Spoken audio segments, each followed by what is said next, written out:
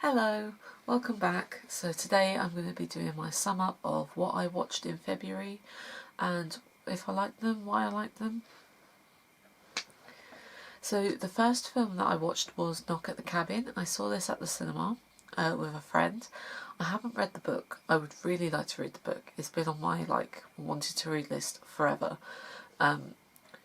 So I went into it pretty much sort of blind to the plot. I quite like M. Night Shyamalan's films, so I wasn't necessarily worried about that, but I decided just to go in blind, and I have to say, I was quite disappointed. I don't think it's a bad film at all. I love the way it's shot. I think, I can't remember, I don't know her name, but the little girl who plays Wen, I think she's very good, and I think Dave Bautista is really good in this. I really feel like he's broken away from the character of Drax now. I just thought it was really safe. I thought it was so safe and predictable, and it's not a bad film, but I just left not really feeling anything about it. I was like, oh, I'll probably rewatch it at some point, but I'm not gonna gravitate towards it. It's a shame because I was really looking forward to it. It was one of my most anticipated of the year. So yeah, quite disappointed. I gave it 2.5 stars out of 5 because I just left having no feelings about it. I was just like, yeah, that was a film. So I honestly had a bigger reaction to Old, which came out in 2019, which surprised me because I didn't have a very big reaction to that, but I definitely had more of a reaction to Old. I am still going to read the book at some point. I don't know when I get around to it, because I've heard about the plot of the book, which would have made such a better film, but never mind. The next film I watched was Skinamarink. I keep trying to call it Skinamarink for some reason, which I gave 2 stars. I feel like with this film I just wasn't in the right frame of mind. I was thinking of going to see it at the Prince Charles. I ended up not doing that, and I watched it. It came out on Shudder, so I watched it on Shudder. I think maybe I just didn't see it in the right setting. I watched it during the day. I think really it needs to be watched at night when you're alone, when everything's dark. I think it would be more impactful that way. I just struggled to get through it. I was not really staying engaged with it most of the time. But I do want to give it another try at some point, and hopefully I'll like it more. I then watched Fire of Love, so I gave this 4 stars. It's on Disney Plus. I missed it when it was at the cinema, even though we were showing it at my cinema, just because of things going on at the time. And I'm really glad that it got to go onto Disney Plus because I thought it was really good. I really enjoyed it. Not only learning about volcanoes, but also these 2 people. I just found it really enjoyable, to be honest, and I was engaged with it. And it's also not very long, which I think helps. I think if it had been much longer, it would have been stretched in a way. It wouldn't have worked, I don't think, but I really enjoyed it.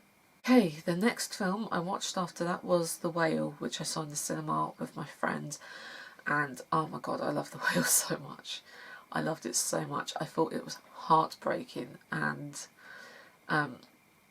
just such a great character study, because even though there is still a plot, it's definitely more focused around the character of Charlie. I thought Brendan Fraser was incredible. I'm really hoping he'll get Best Actor after this, because he definitely deserves it. It was an incredible performance. I also really loved Hon Chow in it. I loved her in The Menu. I thought she was hysterical in The Menu, and I couldn't even clock it was her at first because I had her so wrapped up in the image of Elsa from The Menu, but she's incredible in this. I would hate to be picking who wins Best Supporting Actress at the Oscars this year, because between her and Stephanie Sue, I would not be able to pick, but they're both incredible performances. So well done. I don't even think there is a weak performance in this. I would say if there is a weak performance, I don't even think there is. I think if anything it'd be Sadie Sink, but I don't think Sadie Sink is bad in this. I just think her character's still quite close to Max from Stranger Things. But I loved it. I want to go see it again. I just don't think I could emotionally handle it. I sobbed.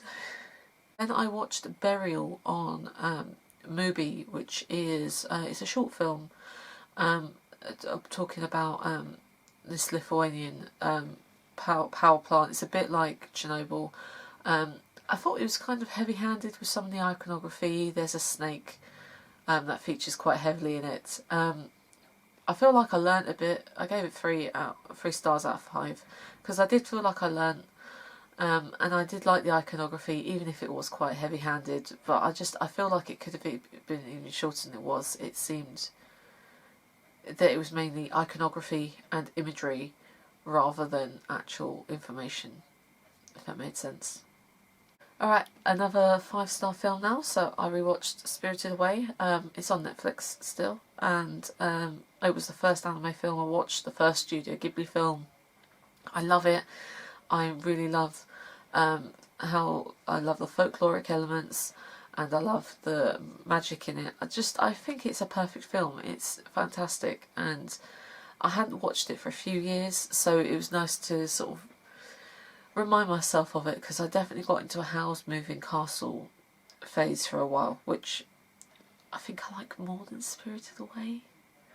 But it's still very good. I mean, every Studio Ghibli film I've watched has been good. Granted, I've not gone through them all, but maybe I'll do a video on that. Maybe I'll watch them all and rank them. That'd be cool. Another rewatch, I rewatched Crazy Rich Asians because it was on BBC iPlayer. I give that 4.5 stars.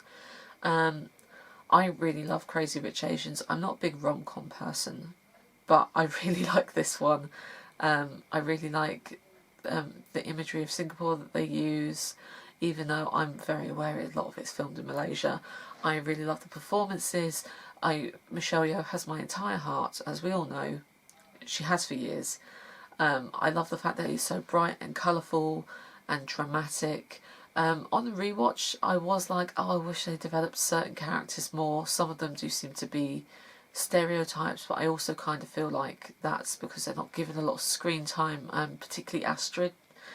And like some of the other characters, like the cousins, like Eddie. I think that's just because you're not, even though they have their own subplots, Astrid in particular, you don't have an amazing amount of time with them. So, because it's all focused around the main dynamic of Rachel and Eleanor. So, yeah, I mean, I still really like it. Eventually, I'm sure I'll get around to reading books. I've heard that they are full of drama, so I'm sure I'll get around to it at some point. I then went to see Puss in Boots at the cinema because I was working, I finished my shift and I needed to pick me up. And so I thought I'd go see Puss in Boots. And I gave it 4 stars in the end. It's actually really good. I loved the animation used. I thought the animation was incredible. I really liked the story. It definitely seemed like, even though it's made for children, it's also made well enough for adults as well. You can follow along. I was like fully into it. I love the Shrek movies. I have since I was a kid. So it felt very much like Shrek's sense of humour. I don't know, I haven't seen the first Puss in Boots. I just was like, oh, this is meant to be good. A lot of my colleagues go to see it. I'll go see it too. So, yeah, I really enjoyed it. I would actually rewatch it. What a surprise. Didn't expect that. Another 4-star film. So, I mean, it's been a very good month for movies for me. Although this one, a lot of people don't think is a good movie. I rewatched Angels and Demons. I love Dan Brown's novels. I love Dan Brown films. They're not good, but I love them. And I really just fancied watching Angels and Demons after the Pope died, which sounds awful, but those kind of things, this scratch and itch in my brain. I love them.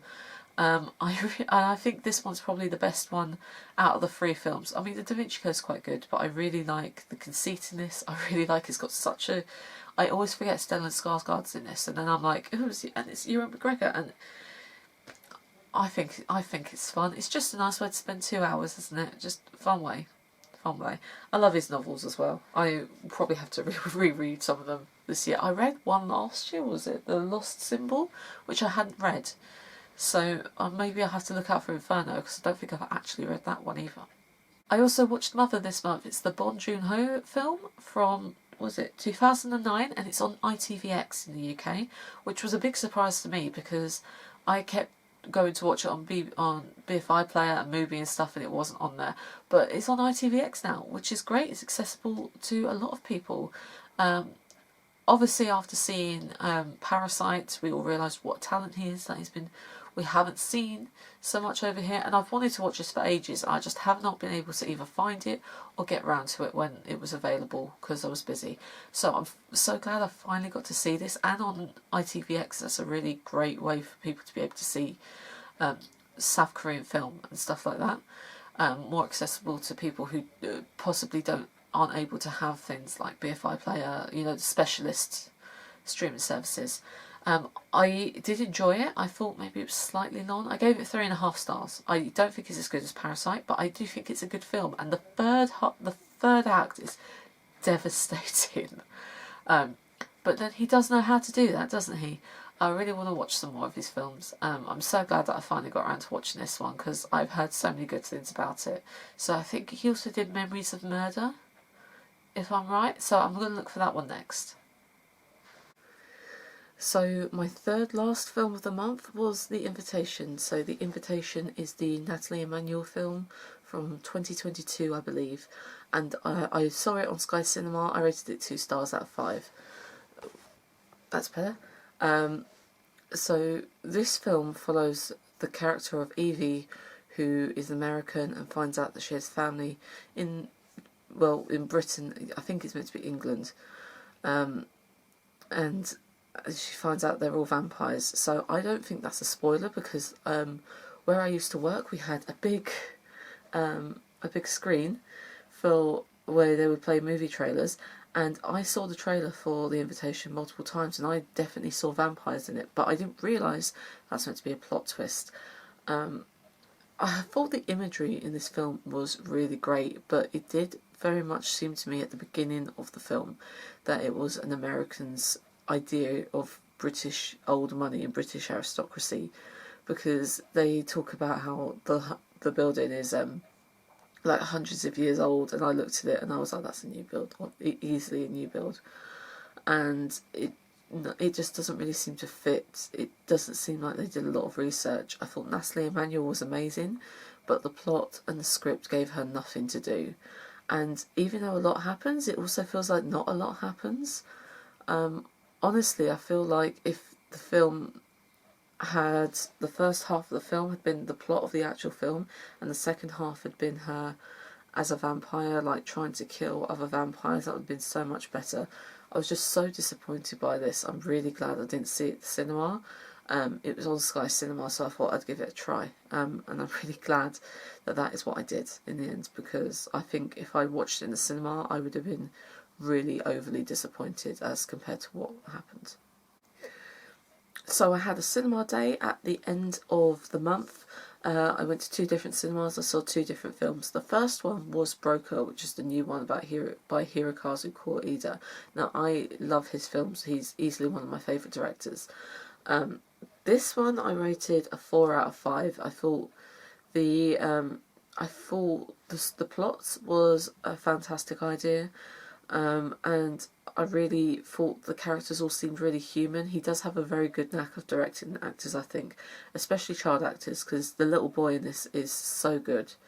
I didn't like how the film resolved.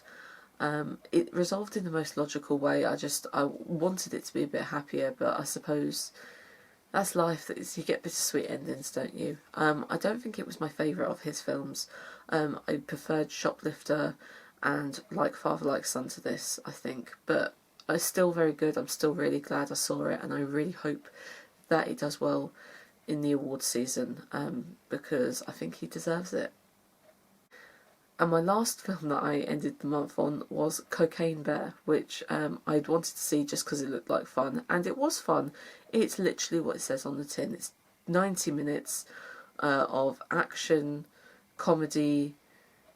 I wouldn't say it's a horror. I'd say it's definitely horror adjacent. One thing that did really surprise me about the film is in the UK it's rated a 15, and I would definitely say it's an 18. It's very gory, and which took me by surprise because I knew obviously it was going to be gory, but I didn't expect it to be as gory as it was for the certificate.